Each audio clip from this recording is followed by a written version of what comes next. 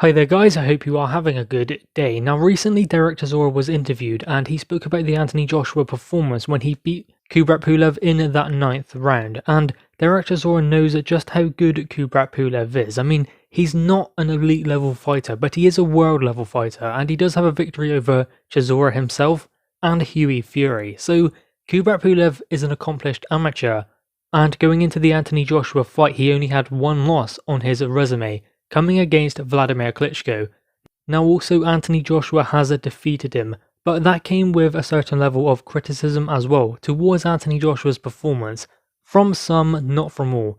I mean, Anthony Joshua did display a very balanced and mature performance in there with Pulev. He could have just went gung-ho looking for the knockout in the third round, and yes, he did throw a lot of punches.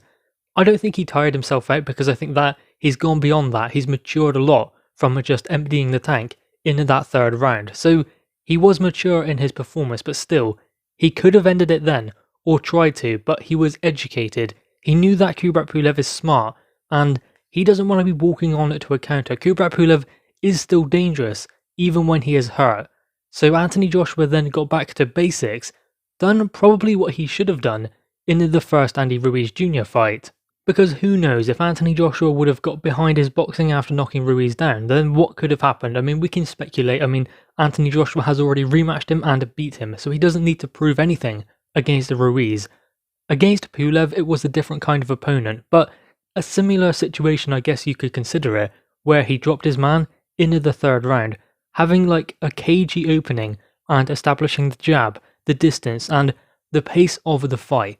AJ was in control of those things, so going into the third round, he landed a shot that caught Pulev and hurt him. So Anthony Joshua went after him, but the difference is that this time he did not rush in for the finish straight away. He did land some considerable blows on Kubrat Pulev, but he didn't rush in and surrender his positioning and his defense as a result. So it was educated, it was clever, he knew what he was doing, he had learned from those mistakes, and I think that is what Derek Chisora is getting at when he says you cannot necessarily say that it was a bad performance. He should have got the knockout against a 40-year-old guy, because effectively Anthony Joshua is fighting a 39-year-old Kubrat Pulev. If he wins in the third round, oh, it was a 40-year-old or 39-year-old Kubrat Pulev. He's supposed to beat him. So in that situation, you cannot win. I think that everyone at the level that Anthony Joshua is fighting at brings their A game. They represent some challenge and some resistance to Anthony Joshua. Each and every single one of them have different things that can bother him. The speed, the size essentially of Andy Ruiz. I know you would say he's a small guy, but being smaller sometimes it can work to your advantage, especially given the style of a Ruiz. So there are certain things that can bother Anthony Joshua. There are going to be at this kind of level. And so did Kubrat Pulev. He had certain things that could bother Anthony Joshua, things that bothered Derek Chisora, because in the build-up, Chisora even said, you've got to be careful in there with Pulev. He's better than everyone is giving him credit for. He is more than just this mandatory challenger just so Anthony Joshua can get beyond him and go into the Tyson Fury fight. He's better than that. This is a big fight. And Anthony Joshua went about approaching this fight in that same manner, with that kind of mindset. And that was the important thing. I think that what Derek Chisora is getting at is the fact that Anthony Joshua cannot win no matter what he does. He's in there facing that opponent. It's his mandatory challenger. He's got to face him. Doesn't matter if he gets the knockout in the 12th round, gets a 12-round decision victory over him. It's a victory. And just because maybe he doesn't look so good against Pulev, which he did, it was a very balanced performance. But say he didn't, it wouldn't then mean that Anthony Joshua loses to, say, Tyson Fury just because of that performance, because its styles make fights. Each and every fighter has one style they cannot deal with, or certain things that they have to overcome. And certain fighters can represent that, even if they are not the best fighter in the world. Take the Andy Ruiz Jr. loss as an example. Anthony Joshua beat Joseph Parker. Joseph Parker beat Andy Ruiz, but Andy Ruiz beat Anthony Joshua. Although Anthony Joshua did overturn that in the rematch, still, that is how it happened. Does that then mean that Andy Ruiz is a better fighter than Joseph Parker just because he beat AJ and Joseph Parker could not?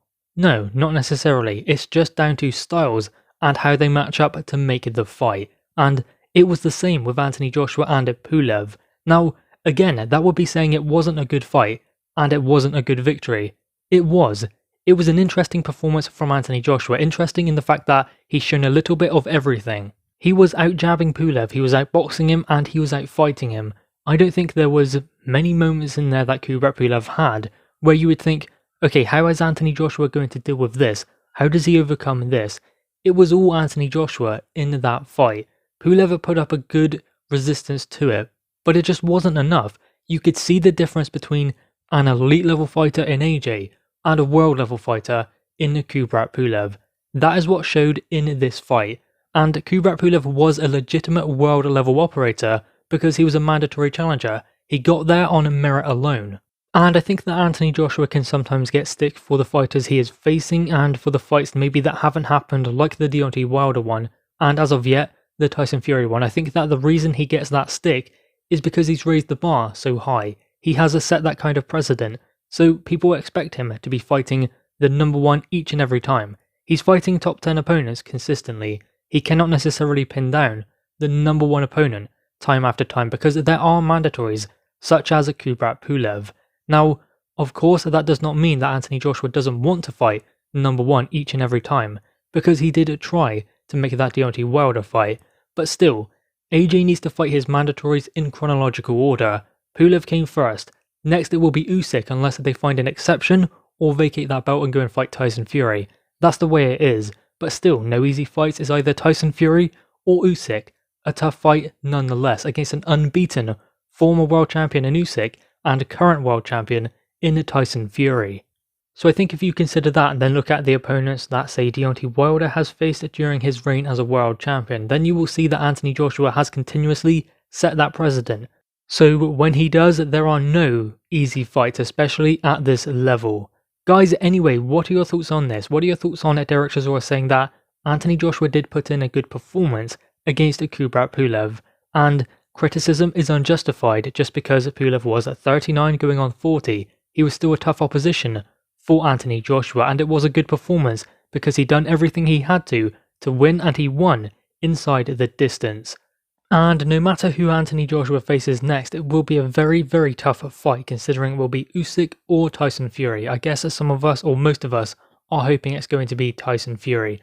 I guess on that one, we are still waiting to see what will happen with those negotiations. Guys, anyway, what are your thoughts on this? Make sure you leave your thoughts in the comments below, leave a thumbs up, and subscribe if you are new. Thanks guys.